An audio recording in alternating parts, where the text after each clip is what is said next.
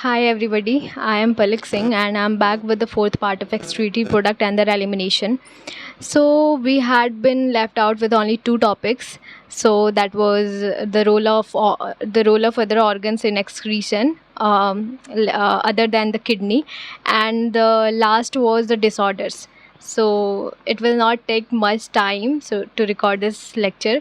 So yeah, and after that this chapter will be completed, and then I will discuss some PYQs of NEET, and yeah, and after that we will move to the next chapter. So without getting late, let's just start this.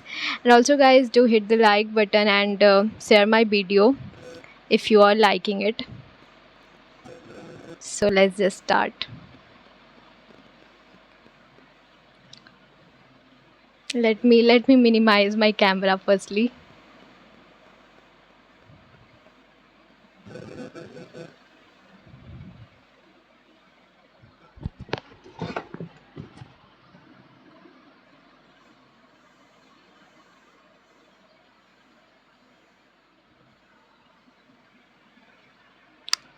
So role of other organs in excretion.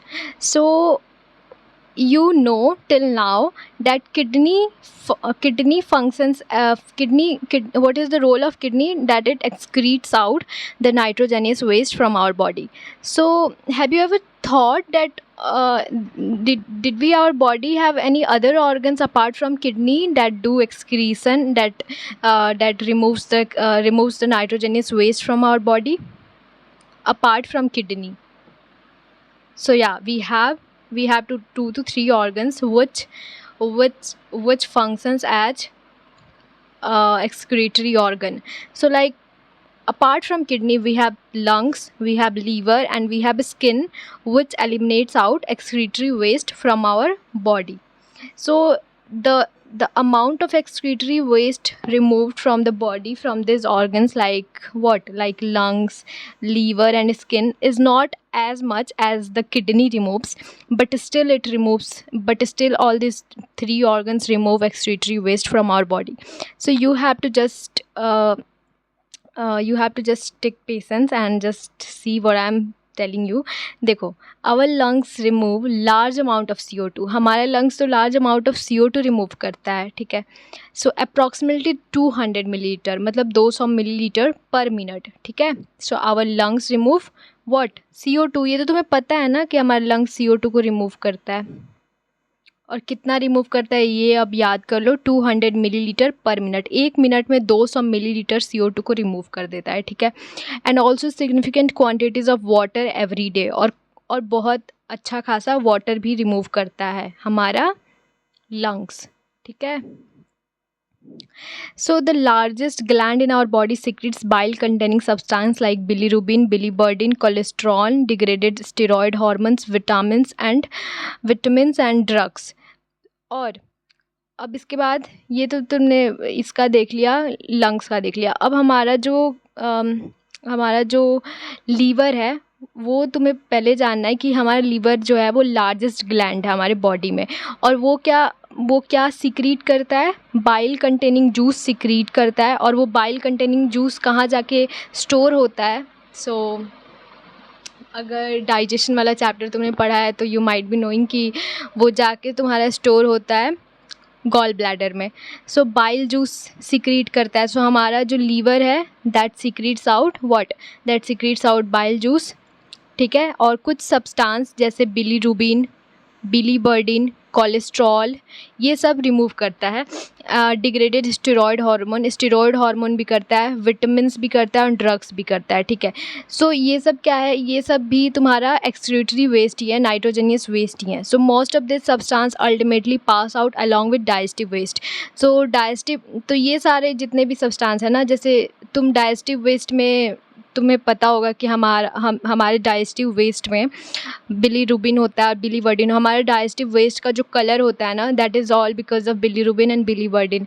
So all this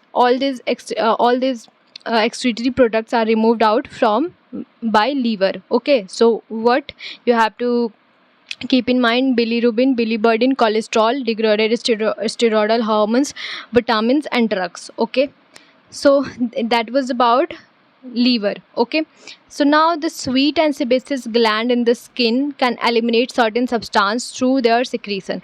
अब हमारे skin में sweet and sebaceous glands होते हैं, जो पसीना जिसकी वजह से हमें होता है ना, वो ग्लैंड्स होते हैं. Okay, just wait a minute. So that was all about liver. Now हमारे स्किन में कुछ स्वीट एंड सेबेसियस ग्लैंड होते हैं. क्या होते हैं? स्वीट एंड सेबेसियस ग्लैंड होते हैं. ठीक है, हमारे स्किन में होते हैं, और वो भी एलिमिनेट कर सकते हैं और सीक्रेट आउट करते हैं. तो जैसे देखो, sweet produced by the sweet gland is a watery fluid containing NaCl. उसमें होता है तुम्हारा NaCl होता है, स्मॉल अमाउंट ऑफ यूरिया होता है, लैक्टिक एसिड होता है. तो जो पसीना तुम्हारा होता है ना, तो उसमें क्या होता है, वो पसीना कहाँ से निकलता है? तुम्हारा स्वीट ग्लैंड से निकलता है, और वो वाटरी फ्लूइड होता है. जैसे अगर तुमने गलती से कभी अपना पसीना ऐसे गलती से तुम्हारे मुंह में चला गया होगा, तो तुम्हें पता होगा कि ये थोड़ा नमकीन सा लगता है, थोड़ा मतलब उसका टेस्ट. सो उसमें होता है NaCl. ठीक है, NaCl होता है सोडियम क्लोराइड, उसमें वो यूरिया होता है, और उसमें लैक्टिक एसिड होता है, and that's why the taste is like that. So ये भी तुम्हारा जो तुम बाहर पसीना निकाल रहे हो, उससे भी तुम्हारा एक्सक्रीटरी प्रोडक्ट मतलब एक्सक्रीट आउट हो रहा है और एलिमिनेशन हो रहा है. So through the primary function of sweat is to facilitate cooling effect on the body surface. It also help in removal of some of the wastage mentioned above. So तो अगर function देखा जाए sweet gland का, तो वो तुम्हारा excretion के लिए नहीं बना है. स्वीट ग्लैंड तुम्हारा बना है कि तुम्हारे बॉडी को कूल आउट करे. जैसे गर्मी होता है तो तुम्हें पसीना होने लगता है ना, तो वो एक फंक्शन है जिसकी वजह से बॉडी से हीट को बाहर निकाला जाए और वो तुमको कूलिंग इफ़ेक्ट मिलता है. ठीक है, सो लेकिन ये जो कुछ तुम्हारा एक्सक्रीटरी वेस्ट को भी रिमूव करता है. सो ये भी इसका एक सेकंड फंक्शन है. अब देखो, हमारे बॉडी में सेबेसियस ग्लैंड नाम का भी एक ग्लैंड है. Sebaceous gland eliminate certain substance like steroid. ये भी कुछ सर्टेन सब्सटेंस को रिमूव करता है बॉडी से, जैसे steroid, hydrocarbon and waxes through sebum के through. This secretion provides a protective oily cover for the skin. और इस सिक्रीशन से ना हमारे बॉडी पे एक प्रोटेक्टिव ऑयली कवर बन जाता है. जैसे सेबेसियस ग्लैंड है तो वो कुछ सब्सटेंस को रिमूव करेगा, जैसे स्टेरॉइड्स, हाइड्रोकार्बन और वेक्सेस. ठीक है, थ्रू सीबम के थ्रू. और ये जो रिमूव करेगा ना, ये हमारे बॉडी पे एक प्रोटेक्टिव ऑयली कवर बन जाएगा. So do you know the small amount of nitrogenous waste could be eliminated through the saliva too. तो हमारा जो सलाइवा है उसके थ्रू भी small amount of nitrogenous waste remove हो सकता है. क्या तुम्हें पता था ये बात? मुझे तो नहीं पता था. सो अब तुम जान गए. अब we have to do only disorders of the excretory system. अब देखो, malfunctioning of kidney can lead to accumulation of urea in the blood. अब अगर किडनी अच्छे से काम ना करे तो उस कंडीशन में क्या होता है ना, कि हमारे बॉडी में एक्युमुलेशन ऑफ यूरिया हो जाता है. ठीक है, हमारे बॉडी में एक्युमुलेशन ऑफ यूरिया हो जाता है ब्लड में. सो इस कंडीशन को हम यूरेमिया बोलते हैं. जब तुम्हारा ब्लड में यूरिया का लेवल बढ़ जाए उसको यूरेमिया बोलते हैं. So which is highly harmful and may lead to kidney failure. और वो बहुत ज़्यादा हार्मफुल होता है और उसकी वजह से तुम्हारा किडनी फेल भी कर सकता है. ठीक है, अब उस कंडीशन में क्या होगा? In such patient urea can be removed by a process called haemodialysis. अब तुम सोचो कि किसी का किडनी बिल्कुल फेल कर जाए, अगर 2 किडनी है और एक या दोनों किडनी अगर बिल्कुल फेल ही कर जाए, उस कंडीशन में क्या होगा? तो इंसान की तो डेथ हो सकती है भाई. क्योंकि अगर तुम नाइट्रोजनियस वेस्ट बॉडी में एक्युमुलेट करते जा रहे हो और उसको बाहर बॉडी से निकाल ही नहीं रहे हो, क्योंकि तुम्हारा किडनी फेल हो चुका है, उस कंडीशन में तुम्हारी डेथ हो जाएगी. सो इस कंडीशन से बचने के लिए उन पेशेंट्स को जिसका किडनी फेल हो गया होता है, सो उनको डॉक्टर्स क्या करते हैं, उनका हेमोडायलिसिस करते हैं. तुमने सुना होगा ना, किसी का किडनी फेल हो गया तो उसको बोलते हैं अरे यार वो तो हेमोडायलिसिस पे जी रहे हैं. तो मतलब, और वो पेशेंट ज़्यादा दिन तक मुझे लगता है जीते नहीं हैं. 1 साल, 2 साल, 6 महीना, 3 साल बस. क्योंकि कब तक कोई हेमोडायलिसिस बाहर के मतलब बाहर का कोई ऐसा बाहर का कोई ऐसा चीज़ यूज करेगा और किडनी कभी काम ही नहीं करेगा। So that will be a very complex task कि तुम्हारा सारा का सारा नाइट्रोजनस वेस्ट रिमूव कर दिया जाए। सो देखो अब तुम्हें हेमोडायलिसिस का देखना है कि हेमोडायलिसिस में क्या होता है। सो देखो, blood drain from a convenient artery is pumped into a dialysis unit after adding an anticoagulant like heparin. So this is important,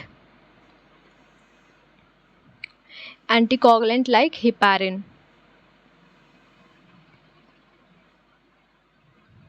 anticoagulant like heparin. अब तुम्हारे बॉडी में जैसे तुम्हारा ब्लड आया तो सबसे पहले वो आर्टरी से आएगा, तो क्या करेंगे ना कि कोई एक कन्वीनियंट आर्टरी लेंगे और उसका जितना भी ब्लड आ रहा होगा मतलब फिल्ट्रेशन के लिए, उस ब्लड को हम लोग लेकर एक डायलिसिस यूनिट में डाल लेंगे। एक डायलिसिस यूनिट में डालेंगे और उसको डायलिसिस यूनिट में डालने से पहले ना उसके अंदर हम लोग एक एंटीकोगुलेंट लाइक हिपारिन को ऐड करेंगे, ठीक है, are having the same composition as that of the plasma except the nitrogenous waste. The unit, अब देखो यहाँ पे तुमको जानना है,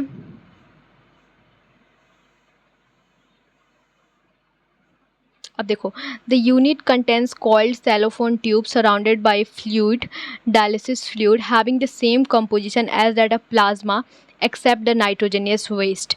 अब तुम सोच रहे हो उस डायलिसिस यूनिट में ऐसा क्या है कि वहाँ पे तुम्हारा एक्सक्रीशन कैसे होगा। सो वो जो डायलिसिस यूनिट होता है ना वो एक कॉइल्ड सेलोफोन टाइप का होता है। अब देखो एनसीईआरटी में फिगर नहीं दिया हुआ है वरना उससे भी अच्छे से समझ में आ जाता, बट तुम सोचो कि जो डायलिसिस यूनिट होता है ना वो एक कॉइल्ड सेलोफोन टाइप ट्यूब होता है, मतलब एक ट्यूब टाइप होता है, ठीक है, ऐसे, और उसमें ना फ्लूइड होता है, उस फ्लूइड को हम लोग बोलते हैं डायलिसिस फ्लूइड, और उसका जो कंपोजिशन होता है ना, अब ये तुम्हें यहाँ पे एक मार्क कर लेना है स्टार, क्योंकि यहाँ पे एक्सेप्शन है कि देखो वो जो डायलिसिस फ्लूइड होता है ना उसका जो कंपोजिशन होता है वो एकदम प्लाज्मा के बराबर होता है, जैसे प्लाज्मा का कंपोजिशन होता है सेम वैसे ही होता है, लेकिन उसमें नाइट्रोजनियस वेस्ट नहीं होता है, ठीक है, नाइट्रोजनियस वेस्ट नहीं होता है। लेकिन अब जो तुम्हारा ब्लड आ रहा है आर्टरी से जिसको तुम डायलिसिस यूनिट में डाल रहे हो उसमें तो नाइट्रोजनियस वेस्ट होता है। सो अब यहाँ पे देखो क्या होगा। और एक और चीज़ तुम्हें याद रखना है कि हम लोग उसको डायलिसिस यूनिट में डालने से पहले हिपैरिन को ऐड करते हैं, एंटीकोगुलेंट हिपैरिन, अब वो भी मैं बताऊंगी आगे क्यों। So let's move to the hair. अब देखो, allows the passage of molecules based on concentration gradient. As nitrogenous waste are absent in the dialysis fluid, this substance freely move out, thereby clearing the blood. The cleared blood is pumped back to the body through a vein after adding antiheparin. To it, this method is a boon for thousands of uremic patients all over the world. अब जैसे तुमने blood को पहले dialysis unit में डाल लिया, ठीक है, अब मैं फिगर बना के समझा दे रही हूँ। देखो ये रहा तुम्हारा एक आर्टरी, यहाँ से तुम्हारा ब्लड ऐसे आ रहा है, ठीक है, ब्लड ऐसे आ रहा है किसी आर्टरी से। अब यहाँ पे तुम्हारा ना एक डायलिसिस यूनिट है, ऐसे समझ लो,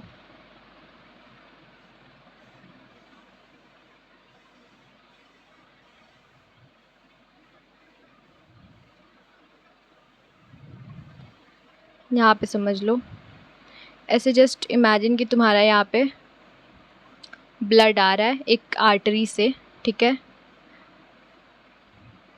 और यहाँ पे तुम्हारा एक डायलिसिस यूनिट है, ठीक है, और वो ब्लड आर्टरी से यहाँ पे मंगाया जाएगा इस डायलिसिस यूनिट में, ठीक है, और इसको डायलिसिस यूनिट में डालने से पहले ना इस ब्लड में हम क्या ऐड कर देंगे, इस ब्लड में हम एंटीकोगुलेंट हिपैरिन को ऐड कर देंगे,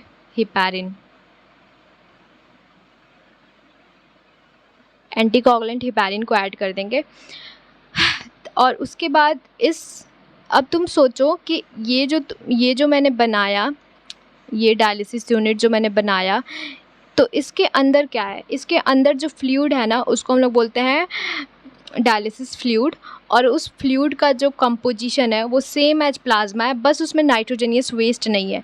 सो अब जो तुम्हारा ब्लड आ रहा है उसमें तो नाइट्रोजनियस वेस्ट है ना, तो वो जो ब्लड जाएगा तो अब देखो वहाँ पे एक ग्रेडियंट बन जाएगा। अब तुम्हारे ब्लड में नाइट्रोजनियस वेस्ट है और तुम्हारे डायलिसिस फ्लूइड में नहीं है, तो तुम्हारे ब्लड से सारा का सारा नाइट्रोजनियस वेस्ट तुम्हारे डायलिसिस फ्लूइड में चला जाएगा। और वहाँ पे मतलब एक छोटा छोटा पोर्स होता है उसमें, उस सेलोफोन में, और वहाँ से तुम्हारा जितना भी नाइट्रोजनियस वेस्ट होगा ब्लड से वो तुम्हारा इस फ्लूइड में आ जाएगा, डायलिसिस फ्लूइड के अंदर।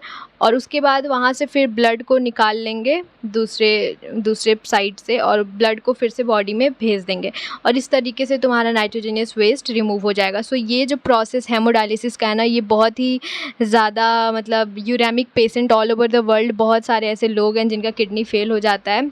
सो उस कंडीशन में उनको मतलब हेमोडायलिसिस उनका करते हैं और उनके लाइफ को सेव करते हैं।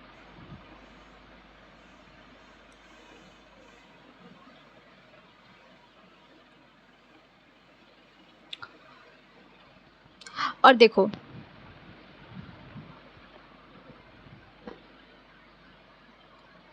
तो पहले उसको उस डायलिसिस यूनिट में डालने से पहले हमने हिपैरिन को ऐड किया था, लेकिन जब फिर से बॉडी में उसको हम लोग भेजेंगे तो उसमें हम लोग एंटी हिपैरिन डाल देंगे, ठीक है। इसको हिपैरिन को इसलिए ऐड करते हैं ना ताकि ब्लड के पास कोगुलेशन का एक प्रॉपर्टी होता है कि ब्लड बहुत जल्दी कोगुलेट कर जाता है। सो अगर उसमें एंटी हिपैरिन नहीं डालोगे तो ब्लड तुम्हारा कोगुलेट कर जाएगा और तुम्हारी डेथ हो जाएगी फिर से, तो एंटी हिपैरिन डालना ज़रूरी है, ठीक है। अब देखो, kidney transplantation is the ultimate method in the correction of acute renal failures, kidney failure. A functioning kidney is used in transplantation from a donor, preferably a close relative, to minimize its chances of rejection by immune system of the host. Modern clinical procedure have increased the success rate of such a complicated technique. देखो अब कुछ ऐसा technique होता है जैसे कि तुम्हारा kidney बिल्कुल फेल कर गया, तो अब रीनल फेल्योर हो गया, तो किडनी ट्रांसप्लांटेशन भी एक अल्टीमेट मेथड है कि तुम्हारा किडनी को ही ट्रांसप्लांट कर दिया जाए। और फंक्शनिंग किडनी इज़ यूज्ड। अब ऐसी किडनी को मतलब ऐसा नहीं है कि तुम्हारा किडनी तुम कहीं से भी ले लोगे, उस किडनी को उन्हीं से क्लोज रिलेटिव से किडनी का ट्रांसप्लांटेशन होता है, ताकि हमारा जो बॉडी है ना, कि हमारे बॉडी में ऐसा होता है कि अगर तुम किसी भी ऑर्गन का तुम्हारे बॉडी में ट्रांसप्लांट हो रहा है तो 90% यही चांस है कि तुम्हारा बॉडी उस ऑर्गन को सोचेगा कि ये तुम्हारे बॉडी का नहीं है और उसको रिजेक्ट कर देगा, और तुम्हारा जो ऑपरेशन है हुआ है वो फेल कर जाएगा, तुम्हारा मतलब तुम्हारा ट्रांसप्लांटेशन फेल कर जाएगा। सो इसलिए इससे बचने के लिए कि तुम्हारा बॉडी रिजेक्ट ना करे, जो डोनर होना चाहिए वो तुम्हारा किसी क्लोज रिलेटिव होना चाहिए, ठीक है। और ये टेक्निक आजकल बहुत ही ज़्यादा मतलब बहुत कॉम्प्लिकेटेड है ट्रांसप्लांटेशन करना किडनी का, बट फिर भी क्योंकि हमारे पास अब मॉडर्न टेक्निक्स आ गए हैं और मॉडर्न मतलब मॉडर्न मेडिसिन एंड मॉडर्न सब कुछ अच्छा हो गया है मतलब हेल्थ केयर में, सो इसकी वजह से अब मतलब इसका सक्सेस रेट बढ़ गया है। अब देखो, रीनल कैल्कुली और ग्लोमेरुलोनेफ्राइटिस ये दो डिसऑर्डर है। अब रीनल कैल्कुली क्या होता है कि नहीं बोलते हैं हमारे पेट में स्टोन हो गया है, सो वही है रीनल कैल्कुली। स्टोन और insoluble mass of crystallised salts, oxalates etcetera formed with in the kidney. अगर किडनी के अंदर तुम्हारा स्टोन बन जाए ना तो और वो स्टोन होता है insoluble mass of crystallised salt, insoluble mass होता है क्रिस्टलाइज्ड साल्ट का, जैसे ऑक्सलेट्स वगैरह का, सो उसको रीनल कैल्कुली बोलते हैं। और ग्लोमेरुलोनेफ्राइटिस किसको बोलते हैं? Inflammation of glomeruli of kidney. अगर तुम्हारा जो मैंने बताया था ग्लोमेरुलस, जो सबसे फर्स्ट पार्ट था किडनी का मतलब नेफ्रॉन का, अगर वो उसका इन्फ्लेमेशन हो जाए, किसी भी चीज़ में अगर इन्फ्लेमेशन हो जाता है ना, सो उस बीमारी के लास्ट में हम लगा देते हैं आइटिस। सो इसको बोल देंगे ग्लोमेरुलोनेफ्राइटिस। इसमें inflammation of glomeruli of kidney हो जाता है। और रीनल कैल्कुली में सिंपली स्टोन बन जाता है of insoluble mass of crystallised oxalates of salt formed with in the kidney, ठीक है। और रीनल फेल्योर होता है तो किडनी ट्रांसप्लांटेशन होता है। सो या हो गया ख़त्म, डन।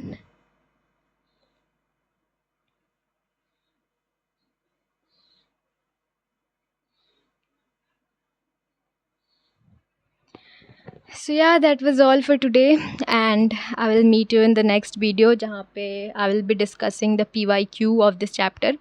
So तब तक के लिए पढ़ते रहो, and tata bye bye. Also do hit the like button and share my video. So yeah, bye bye. I will see you in the next video.